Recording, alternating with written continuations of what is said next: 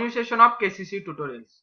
तो बच्चों आज हम 10th साइंस 2 का 7th lesson introduction to microbiology का नेक्स्ट पार्ट सीखते हैं, जो कि स्टार्ट होता है हमारा एंटीबायोटिक्स के साथ। तो वीडियो स्टार्ट करने से पहले आपको एक रिक्वेस्ट है, अगर हमारी वीडियोस आपको अच्छी लग रही हो और इनका आपको कुछ फायदा हो रहा हो तो please like share and comment करते जाइए। और अगर आपने अब तक हमारे चैनल को सब्सक्राइब नहीं किया होगा तो प्लीज सब्सक्राइब भी कर दीजिए। So let's start. Antibiotics. Many diseases of human and other animals have been controlled due to the antibiotics. कौन कंट्रोल करता है इन्हें? तो हम इनको एंटीबायोटिक्स के मदद से कंट्रोल कर सकते हैं। तो देख लो कैसे। Antibiotics obtain from types of bacteria and fungi. अब एंटीबायोटिक्स तैयार होते हैं बैक्टीरिया और फंगी की मदद से। एंटीबायोटिक्स लाइक, अब कौन कौन से एंटीबायोटिक्स है ये आपको पूछा जा सकता है। तो कौन से एंटीबायोटिक्स है हमारे पास? Penicillin, cephalosporins, monobactam, bacitracin, erythromycin, gentamicin, neomycin, streptomycin, tetracyclines and vancomycin. ये अलग अलग कुछ एंटीबायोटिक्स के एग्जांपल्स है, जो कि are used against various strains of gram positive and gram negative bacteria. यानी कि कुछ अच्छे कुछ बुरे ऐसे बैक्टीरिया है हमारे, उनके किल करने के लिए हम यूज करते हैं। Rifamycin is effective against the tuberculosis. ये आपको एमसीक्यू में पूछा जा सकता है कि rifamycin is effective against diabetes. तो आपको क्या लिखना है? ट्यूबरक्यूलोसिस यानी कि टीबी। नेक्स्ट है हमारा टॉपिक, यहाँ पर एंटीबायोटिक्स खत्म हो गया। Then microbes and fuel. अब माइक्रोब्स की मदद से हम कुछ फ्यूल्स बनाने जा रहे हैं। तो कैसे? तो गैसियस फ्यूल। कौन सा गैसियस फ्यूल है? तो methane can be obtained by microbial anaerobic decomposition of urban agriculture and industrial waste. तो जो एग्रीकल्चर का यानी कि खेती में से और इंडस्ट्रीज का वेस्ट होता है, उनके एनाएरोबिक यानी कि विदाउट द यूजिंग ऑक्सीजन उसका डिकम्पोजिशन करेंगे तो उससे हमें मीथेन मिलता है। और मीथेन हम डोमेस्टिक यूज के लिए यूज कर सकते हैं। Then ethanol. इथेनॉल क्या होता है? तो इथेनॉल एक अल्कोहल का प्रकार है जो कि is cleanless that is clean and smokeless fuel, यानी कि जिसके बर्निंग से कोई भी स्मोक तैयार नहीं होता। Is obtain after fermentation of molasses by the east saccharomyces, यानी कि जो एक प्रकार है ईस्ट का सैक्रोमाइसिस, इसका अगर हम फर्मेंटेशन कर दे मोलासिस के साथ तो उसमें इथेनॉल तैयार होता है। Then hydrogen gas. Hydrogen gas is considered as a fuel of future. कौन सा गैस? हाइड्रोजन गैस ही है जो कि फ्यूचर का फ्यूल है। Hydrogen gas is release during the biosynthesis photolysis of water in which bacteria perform the photo reduction. Photo reduction के process के दरमियान जो बायोफोटोलिसिस होता है वाटर का, उसमें हाइड्रोजन गैस तैयार होती है, जो हम गाड़ियों में वगैरह में यूज करने की बहुत ज्यादा मात्रा में रिसर्च हो रही है। Then similar to fuels various industrial chemicals are also produced through microbial processes. बहुत सारे ऐसे केमिकल्स है जो कि माइक्रोब्स की मदद से किए जाते हैं। एग्जाम्पल के तौर पे देख लो, वेरियस अल्कोहल्स, एसेटॉन, ऑर्गेनिक एसिड्स बनाए जाते हैं, फैटी एसिड्स बनाए जाते हैं, पॉलीसैकेराइड्स। अब ये सब कहां पर यूज होते हैं? तो that are useful as raw material in chemical industry.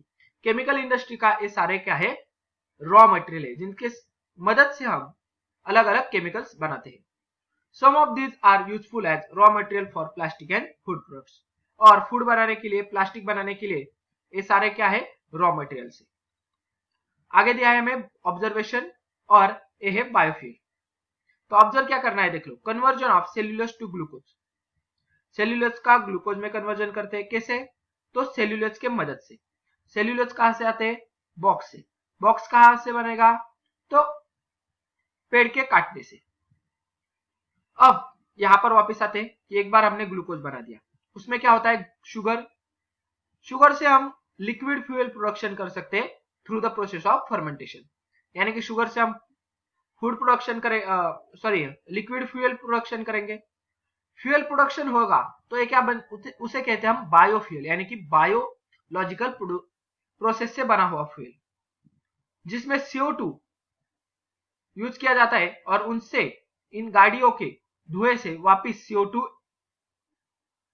Environment में चला जाता है। अब CO2 और सोलर एनर्जी के मदद से प्लांट्स फोटोसिंथेसिस करते हैं, जिसमें वापस वो अपना जो खाना बनाते हैं और उससे बढ़ते हैं। वापस हम क्या करेंगे, उसको काट डालेंगे, वहां से बॉक्स वगैरह कुछ बनाएंगे। अब इनका उपयोग होने के बाद again cellulose, again conversion of cellulose to glucose, ऐसा ये साइकिल चलता ही रहने वाला है। सो यहां पर आते हैं अब, biofuel is important among the renewable source of good energy. Biofuel क्या है, रिन्यूएबल सोर्सेस, यानी कि एक बार नहीं, वो बार बार हम यूज कर सकते हैं। These fuels are available in solid. Solid में कौन कौन से बायोफ्यूल्स है, तो कोल, डंक एंड क्रॉप रेसिड्यू, जो कि क्रॉप्स का बचा हुआ हिस्सा होता है। लिक्विड में कौन से है, वेजिटेबल ऑयल एंड अल्कोहल। और गैसियस में कौन सा है, तो गोबर गैस, जो कि हमारे गोबर से बनता है, और कोल गैस, कोल से बनेगा। These fuels are easily available हो सकते हैं, एंड plenty of quantity, बहुत ज्यादा मात्रा में। These are reliable fuels of future, यानी कि जो हम बहुत ही इफिशियंसी के साथ यूज कर सकते हैं, ऐसे होते हैं बायोफ्यूल्स। तो आपको ये पूरा पैराग्राफ अच्छी तरह से लर्न करना है। नेक्स्ट है माइक्रोब्स का पोल्यूशन कंट्रोल के लिए यूज। सो यहाँ पर है माइक्रोबियल पोल्यूशन कंट्रोल। माइक्रोब्स के मदद से हम पोल्यूशन कैसे कंट्रोल करेंगे, तो देख लो, सॉलिड वेस्ट होता है, स्यूएज होता है, and various pollutants are ever increasing with increasing pollution. जैसे पोल्यूशन बढ़ रहा है, वैसे ही ये सारे वेस्ट प्रोडक्ट है वो बढ़ रहे हैं। Along with it ever increasing diseases and degradation of environment, disease भी बढ़ रहे हैं, और एनवायरमेंट का जो क्वालिटी है डिग्रेडेशन हो रहा है, यानी कि क्वालिटी ऑफ एनवायरमेंट कम हो रही है।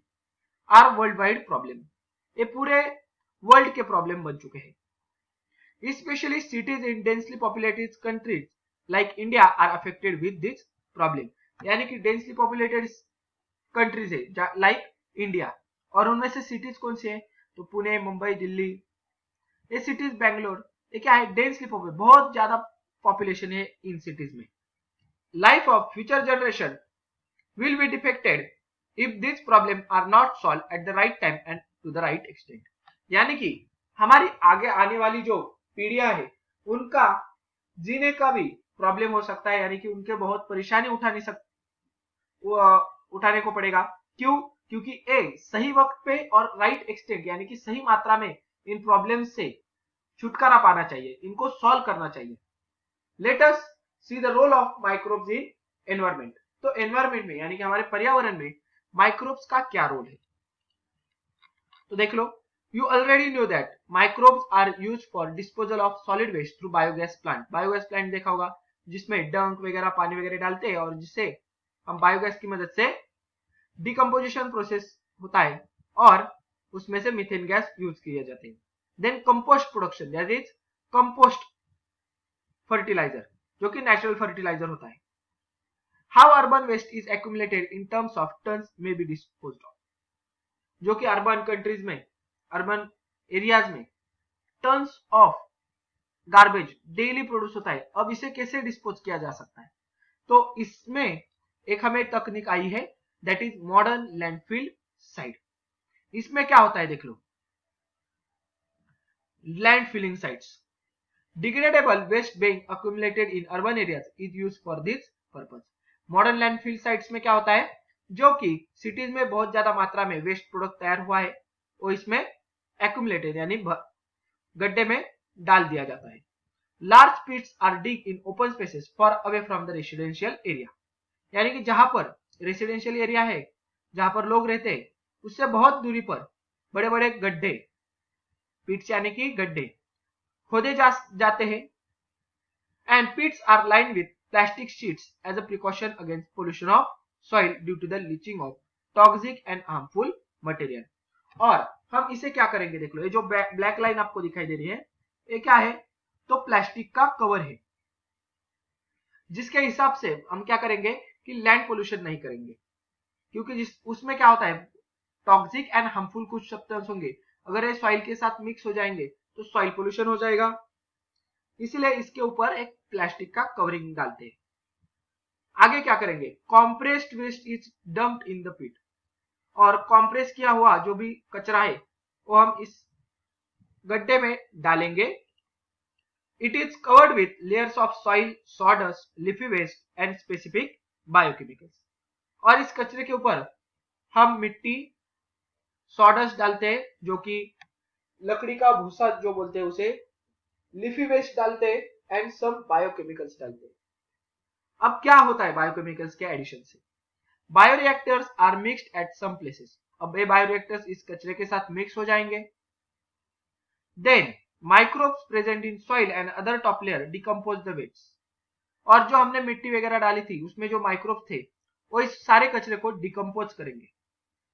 Completely filled pit is sealed with soil slurry, और उसके ऊपर वापिस हम सॉइल डालेंगे और इसको ढक देंगे, यानी कि ग्राउंड लेवल तक आने देंगे।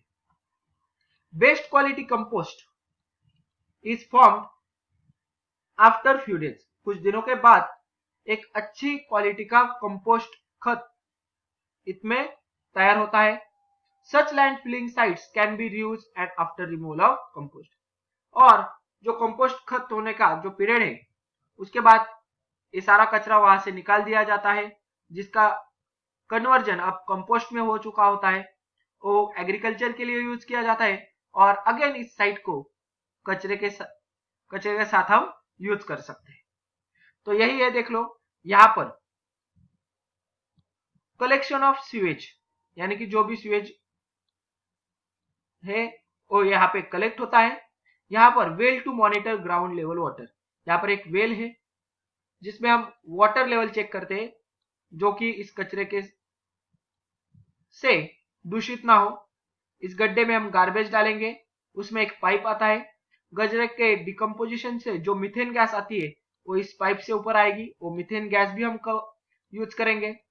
उसके बाद ऊपर वाली जो ब्लैक लाइन है वो सॉइल कवरिंग है जो कि डिकम्पोजिशन में मदद करती है, एंड जो भी बाहर आने वाला सीवेज वेस्ट है उस पर हम प्रोसेसिंग करते हैं। Now next is sewage management. अब सीवेज मैनेजमेंट होता क्या है, in villages domestic sewage is dispose of either in near by soil और इन अ बायोगैस प्लांट, जो भी हमारा बाथरूम, टॉयलेट का, बेसिन का कचरा होता है जो कि सीवेज वेस्ट कहते हैं, उसे हम एक तो गांव में क्या करते हैं, नियर बाय सॉइल यानी कि डायरेक्टली गड्ढे में छोड़ दिया जाता है, नहीं तो बायोगैस प्लांट पे छोड़ते हैं। However in cities sewage needs to be carried to processing unit, मगर सिटीज में एक प्रोसेसिंग यूनिट तक लेकर जाते हैं। And acted upon by microbial process, जिन पर माइक्रोब्स के प्रोसेस से उन पर बहुत अलग अलग प्रोसेस की जाती है। Microbes which can decompose any compound as well as destroy the pathogen of chlorella, cholera, typhoid are mixed with sewage. इस सीवेज वाटर में, सीवेज वेस्ट में हम कुछ माइक्रोब्स डालते जो कि पैथोजेंस क्या होते हैं, डिसीज कॉजिंग माइक्रोब्स, ऐसे माइक्रोब जिनके कारण हमें डिसीजेस होते हैं उन्हें कहते हैं पैथोजेंस, इनको डिस्ट्रॉय करते हैं। तो कोई किसके पैथोजेंस, तो कॉलरा, टाइफाइड एक्सेट्रा डिसीजेस के पैथोजेंस को मार डालता है microbes. They release methane and CO2 by decomposition of carbon compound present in sewage. तो ये क्या करेंगे, methane and CO2 gas release होता है डिकम्पोजिशन ऑफ कार्बन कंपाउंड्स की मदद से। Phenol oxidizing bacteria decompose the xenobiotic chemicals present in sewage. Genotypic biotic जो केमिकल्स होते हैं कचरे में, तो उन्हें ऑक्सीडाइज करने के लिए बैक्टीरिया यूज किया जाता है और ऑक्सीडेशन की मदद से उसे डिकम्पोजिशन में लाया जाता है। अब डिकम्पोजिशन हो गया तो उसके बाद क्या होता है, उसकी स्लज तैयार होती है, यानी कि एक स्लज यानी कि सेमी लिक्विड पदार्थ जो इस वेस्ट प्रोडक्ट की जो प्रोसेसिंग यूनिट है उसके नीचे सब जमा हो जाता है। The sludge that settle down in the process can again be use as a fertiliser, और यही स्लज हम एक फर्टिलाइजर के तौर पर यूज कर सकते हैं। Water release after microbial treatment is environmentally safe, और जब माइक्रोबियल ट्रीटमेंट हो जाती है उसके बाद इस वाटर को एनवायरमेंट में छोड़ा दिया जाता है। Microbes are use for bioremediation of environment polluted due to the sewage, यानी कि जो एनवायरमेंट को पोल्यूट कर रहे जो सीवेज है, जो भी वेस्ट है, तो इनसे बायो रेमिडिएशन यानी कि बायोलॉजिकली हम रेमिडीज फाइंड आउट किया है। किसके मदद से? तो माइक्रोब्स के मदद से। ऐसे हम इन माइक्रोब्स को एनवायरमेंट में जितना सारा पोल्यूशन है उसमें ये माइक्रोब्स हमें हेल्प करते हैं उसे कम करने के लिए।